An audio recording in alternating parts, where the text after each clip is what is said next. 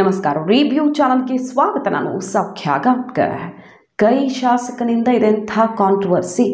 ಗ್ಯಾರಂಟಿಯ ಭವಿಷ್ಯ ನೋಡಿದ ಕೈ ನಾಯಕ ಸದ್ಯ ಕರ್ನಾಟಕ ಕಾಂಗ್ರೆಸ್ ಸರ್ಕಾರಕ್ಕೆ ಮುಜುಗರ ತಂದಿಟ್ಟಿರುವಂಥ ಒಂದು ಘಟನೆ ನಡೆದಿದೆ. ವಿಡಿಯೋ ವೈರಲ್ ಆಗ್ತಿದೆ ಸಿಕ್ಕಾಪಟ್ಟೆ. ಮತ್ತು ಏನಾಗುತ್ತೆ ನೋಡ್ತಾ ಇರಿ, ಲೋಕಸಭೆ ಆದ ಮೇಲೆ ಅಂತ ಹೇಳ್ತಿದ್ದವ್ರಿಗೆ ಇದು ದೊಡ್ಡ ಅಸ್ತ್ರ ಸಿಕ್ಕಂತಾಗಿದೆ. ಮಾಹಿತಿ ಮುಂದೆ ಇಡ್ತಾ ಇದ್ವಿ. ಮಿಸ್ ಮಾಡಿದ್ರೆ ನಮ್ಮ ಚಾನಲ್ನ ಸಬ್ಸ್ಕ್ರೈಬ್ ಮಾಡಿ, ಹಾಗೆ ನಿಮ್ಮ ಅಭಿಪ್ರಾಯ ಕಮೆಂಟ್ ಮಾಡಿ ತಿಳಿಸಿ. ಈಗಾಗಲೇ ಕೈ ನಾಯಕರ ಹೇಳಿಕೆಗಳೇ ಮುಳುವಾಗಿರೋದನ್ನು ನೋಡಿದ್ವಿ. ಫಾರ್ ಎಕ್ಸಾಂಪಲ್ ಸುರ್ಜೇವಾಲಾ ಅವ್ರನ್ನೇ 2 ದಿನ ಪ್ರಚಾರದಿಂದನೇ ದೂರ ಇರಿಸುವಂಥ ಆ್ಯಕ್ಷನ್ ತಗೊಳ್ತು ಚುನಾವಣಾ ಆಯೋಗ. ಅವರ ಹೇಮಾ ಮಾಲಿನಿ ಸ್ಟೇಟ್ಮೆಂಟಿಂದ ರಾಹುಲ್ ಗಾಂಧಿಯವರ ಹೇಳಿಕೆಗಳು ಎಡವಟ್ಟಾಗಿವೆ. ಖರ್ಗೆ ಅವರ ಕಾಂಟ್ರವರ್ಸಿಗಳನ್ನು ನೋಡಿದ್ದೀವಿ ಒಂದಷ್ಟು. ಮೋದಿ ವಿರುದ್ಧ ವೈಯಕ್ತಿಕ ವಾಗ್ದಾಳಿ, ಗಾಂಜಾ ಮತ್ತೊಂದು ಅಂತ. ಮೊನ್ನೆಯಷ್ಟೇ ತೆಲಂಗಾಣ ಮಿನಿಸ್ಟರ್ ಒಬ್ಬರು ಕಾಂಗ್ರೆಸ್ ಅಂದ್ರೇ ಮುಸಲ್ಮಾನ್ ಬಾಂಧವರ ಪಕ್ಷ, ಹಿಂದೂಗಳ ಮತವೇ ಬೇಕಾಗಿಲ್ಲ ನಮಗೆ ಅಂತ ಹೇಳುವ ಮೂಲಕ ಅದು ಪಕ್ಷಕ್ಕೆ ಈ ಹೊತ್ತಲ್ಲಿ ಮೋದಿ BJPಯವರು ಅದೇ ಅಸ್ತ್ರವನ್ನು ಪ್ರಯೋಗ ಮಾಡ್ತಿರೋ ಹೊತ್ತಲ್ಲಿ ಮುಜುಗರವಾಗಿ ಪರಿಣಮಿಸಿತು. ಈಗ ನೋಡಿ, ಕರ್ನಾಟಕದ ಕೈ ಶಾಸಕರೊಬ್ಬರು, ಅದು ಕೂಡ ಸೀನಿಯರ್ ಹಿರಿಯ ನಾಯಕರೊಬ್ಬರು ಆಡಿರುವ ಮಾತುಗಳು ಪಕ್ಷಕ್ಕೆ ಕಾಸ್ಟ್ಲಿ ಆಗಲಿವೆಯಾ? ಉತ್ತರ ಕರ್ನಾಟಕ ಭಾಗದಲ್ಲಿ 2ನೇ ಹಂತದ ಚುನಾವಣೆ ಅಂದರೆ ಕರ್ನಾಟಕದಲ್ಲಿ ಹತ್ತಿರ ಬರ್ತಿರೋ ಈ ಹೊತ್ತಲ್ಲಿ ಪ್ರಿಯಾಂಕಾ ಜಾರಕಿಹೊಳಿ ಪರ ಪ್ರಚಾರ ಮಾಡ್ತಿದ್ದಂಥ ಸೀನಿಯರ್ MLA ರಾಜು ಕಾಗೆ ಅಂತ ಹೇಳಿಕೆ ಕೊಟ್ಟಿದ್ದಾರೆ ನೋಡಿ. ಮೊದಲನೇದಾಗಿ, ಮೋದಿ ಸತ್ರೆ ಬೇರೆ ಯಾರೂ ಪ್ರಧಾನಿಯಾಗೋರೇ ಇಲ್ವಾ? ಇಷ್ಟು 140 ಕೋಟಿ ಜನರ ಈ ದೇಶದಲ್ಲಿ ಬೇರೆ ಯಾರು ಗತಿ ಇಲ್ವಾ? ಒಳ್ಳೆ ಕತೆ ಆಯ್ತಲ್ಲ ಇದು. ಮೋದಿ ಮೋದಿ ಅಂತ ಬಾಯ್ ಪಡ್ಕೊಳ್ತೀರಿ. ಕರ್ನಾಟಕದಲ್ಲಿ ಕಾಂಗ್ರೆಸ್ ಪರ ಇರೋರು ಕೂಡ ಮೇಲ್ಗಡೆ ಕೇಂದ್ರದಲ್ಲಿ ಮೋದಿನೇ ಬರಲಿ ಅಂತ ಹೇಳ್ತಾರಲ್ಲ ಯುವಕರು. ಮೋದಿ ಬಂದು ಇಲ್ಲಿ ನಿಮ್ಮ ಕಷ್ಟ ಕೇಳ್ತಾರಾ? ಈ ಜಿಲ್ಲೆಯಲ್ಲಿ ಸಮಸ್ಯೆ ಆದರೆ, ಈ ಕ್ಷೇತ್ರದಲ್ಲಿ ಸಮಸ್ಯೆ ಆದರೆ ನಾನೇ ಬರಬೇಕು, ಇಲ್ಲಿ ನಾಯಕರೇ ಬರಬೇಕು, 2 ಕೋಟಿ ಉದ್ಯೋಗ ಅಂತ ಬಾಯಿ ಪಡ್ಕೊಳ್ತಾನೆ ಇದ್ದಾರೆ 10 ವರ್ಷದಿಂದ. ಏನೂ ಆಗಿಲ್ಲ. ಈ ಕರ್ಮಕ್ಕೆ ಯಾಕೆ ಮೋದಿ ಗೆಲ್ಲಿಸ್ಬೇಕು? ಮೋದಿ ಸತ್ರೇನು ಲಾಸ್ ಇಲ್ಲ, ಬೇರೆಯವರು ಇದ್ದಾರೆ ಬೇಕಾದಷ್ಟು ಜನ ಅನ್ನೋ ರೀತಿಯಲ್ಲಿ ನೇರ ಪ್ರಧಾನಿ ವಿರುದ್ಧ, ದೇಶದ ಪ್ರಧಾನಿಯ ವಿರುದ್ಧ ಈ ರೀತಿ ವಾಗ್ದಾಳಿ ನಡೆಸಿರೋದು, ತೀರಾ ವೈಯಕ್ತಿಕವಾಗಿ ಮಾತುಗಳನ್ನಾಡಿರೋದು ಈಗ ಕಾಂಟ್ರವರ್ಸಿಗೆ ಕಾರಣ ಆಗಿದೆ. BJPಗರಿಗೆ ಅಸ್ತ್ರವಾಗಿದೆ. ಬುದ್ಧಿ ಇಲ್ಲ ನನಗ, ನಾನು ದೇಶವನ್ನು ಸಮರ್ಥವಾಗಿ ನಡೆಸ್ತೇನೆ ಅಂತ ಆತ್ಮವಿಶ್ವಾಸ ಐತಿ. ಮೋದಿ ಸತ್ತಪ್ಪ ನಾಳೆ ಯಾರಿಗೆ ದೇಶದ ಪ್ರಧಾನಿ ಆಗಂಗಿಲ್ಲ.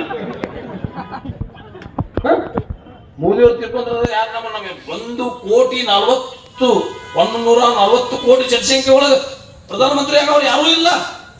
ಇದೊಳ್ಳೆ ಗತಿ ಆಯ್ತಲ್ಲ. ಮತ್ತೆ ಏನ್ ಹೇಳ್ತಾರೆ ಹುಡುಗರು ಇವತ್ತಿನಲ್ಲ, ಮೋದಿ ಮೋದಿ ಮೋದಿ ತಗೊಂಡು ನೆಕ್ಕಾಗೋದ್ರಿ. ಮತ್ತ ಏನಾದ್ರು ತೆಳಗ ಲಕ್ಷ್ಮಣ್ ಸವದಿ, ರಾಜು ಕಾಗೆ, ಸತೀಶ್ ಜಾರಕಿಹೊಳಿ ತೆಳಗಬೇಕು, ಮ್ಯಾಗ ಮೋದಿನ ಬೇಕದ. ಯಾವ ಮಾತು ಮ್ಯಾಗ ತಗೊಂಡ ಏನ್ ನಿಮ್ಗೆ ಸುಖ ಇಲ್ಲ ದುಃಖ ಇಲ್ಲ ಮತ್ತೊಂದು ಹೇಳ್ತಾರ ಅವ್ರು. ಆಕೆ ಅವ್ರು ಯಾರು ನಿಂತಿದಾರಲ್ಲ, ಈಗ ಅವ್ರು ಯಾರು ನಮ್ಮ ವಿರೋಧ ಜೊಲ್ಲೆ ಅವ್ರು ಹೇಳ್ತಾರ, ಅವ್ರ ಗಂಡಾತಿ ಕೊಟ್ಟು ಭಾಷಣ ಮಾಡ್ತಿರ್ತಾರ ಅವರು. ಮೋದಿ ಅವರ ಸಲುವಾಗಿ ನೀವು ಮೋದಿ ನಿಂತಾನೆ ಇಲ್ಲಿ, ನೀವು ವಾರಾಣಸಿ ಹೋಗ್ಬೇಕು. ಇಲ್ಲಿ ಯಾರು ನಿಂತಾರು?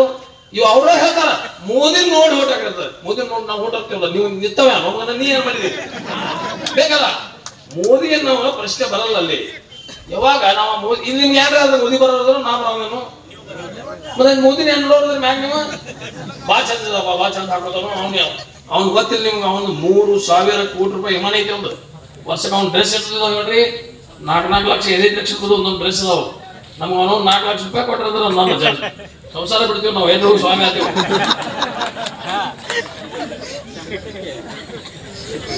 ಏನಾಗೈತಿಪ್ಪ ಅಂದ್ರೆ ಹೆಂಗ ಒಂದಕ್ಕೆ ಮುಸ್ಲ ಹೇಳಲ್ಲ. ಈಗ ಏನಾಗಿತ್ತು, ಒಬ್ಬ ರೊಟ್ಟಿ ಮಾಡ್ತಿದ್ದ ಅಕ್ಕ. ಇದಿದ್ದಿದ್ದೆ BJP ಕಾಂಗ್ರೆಸ್ ಮೇಲೆ, ಕಾಂಗ್ರೆಸ್ BJP ಮೇಲೆ ಮುಗಿ ಬೀಳೋದು, ವೈಯಕ್ತಿಕ ವಾಗ್ದಾಳಿಗಳು ಎಲೆಕ್ಷನ್ ಬಂದರೆ ಆಗತ್ತೆ, ಸಹಜ ಅಂತ ಅಂದುಕೊಂಡ್ರೂ ಕೂಡ ಇನ್ನೊಂದು ವಿಚಾರಕ್ಕೆ ಗಮನ ಸೆಳೀತಾ ಇರೋದು ಗ್ಯಾರಂಟಿ. ಮೊದಲನೇದಾಗಿ ರಾಜು ಕಾಗೆ ಅವರು ಹೇಳ್ತಾರೆ, ಲೀಡ್ ಕಡಿಮೆ ಕೊಟ್ಟಿದ್ದಕ್ಕೆ ಈಗ ನೋಡಿ ಕರೆಂಟ್ ಕಟ್ ಆಗಿದೆ ಎಲ್ಲ ಕಡೆ.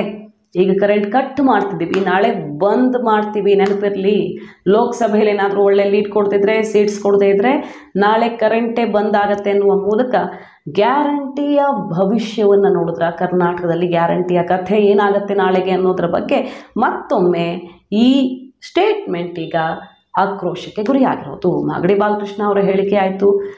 ಅದಾದಮೇಲೆ ತೆಲಂಗಾಣ CMನೇ ಓಟ್ ಹಾಕದೇ ಇದ್ದರೆ ಗ್ಯಾರಂಟಿ ಅನುಷ್ಠಾನ ಮಾಡಲ್ಲ ಅಂತ ಹೇಳಿದ್ದು ವೈರಲ್ ಆಯಿತು.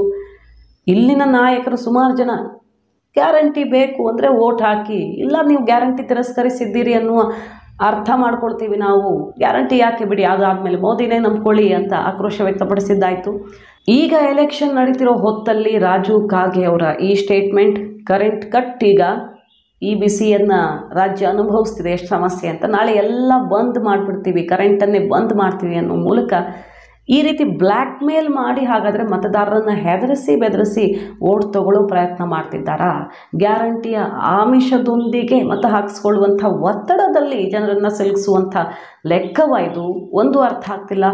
ಕೈ ನಾಯಕರು ಹಾಗಾದರೆ ಟೆನ್ಷನ್ನಲ್ಲಿ ಆಡ್ತಿರೋ ಮಾತುಗಳು, ದೇಶದಲ್ಲಿರೋ ಸಮಸ್ಯೆಗಳನ್ನು ಎತ್ತುಕೊಂಡು ಆಡಳಿತ ಪಕ್ಷದ ವಿರುದ್ಧ ವಾಗ್ದಾಳಿ ನಡೆಸಿ ಎಲೆಕ್ಷನ್ ಮಾಡೋ ಬದಲು ಪ್ರತಿಪಕ್ಷವಾಗಿ ಈ ರೀತಿ ವೈಯಕ್ತಿಕ ವಾಗ್ದಾಳಿ ಮತ್ತು ಬ್ಲ್ಯಾಕ್ ಮೇಲ್ ರಾಜಕಾರಣ ಮಾಡ್ತಿರೋದು ಎಷ್ಟು ಸರಿ ಅನ್ನುವಂಥ ಪ್ರಶ್ನೆ ಈಗ ಮೂಡಿದೆ. ಮತ್ತೊಂದು ಕಾಂಟ್ರವರ್ಸಿ ಕಿಡಿ ಹೊತ್ತಿಸಿರೋದು ಈ ವಿಡಿಯೋ ಈಗ BJPಗೆ ಅಸ್ತ್ರವಾಗಿ ಪರಿಣಮಿಸಿರೋದು. ಮಾಹಿತಿ ನಿಮ್ಗೆ ಇಷ್ಟ ಆಗಿದ್ರೆ ಮಿಸ್ ಮಾಡಿದ್ರೆ ನಮ್ಮ ಚಾನಲ್ನ ಸಬ್ಸ್ಕ್ರೈಬ್ ಮಾಡಿ, ನಿಮ್ಮ ಅಭಿಪ್ರಾಯ ಕಮೆಂಟ್ ಮಾಡಿ ತಿಳಿಸಿ. Thank you.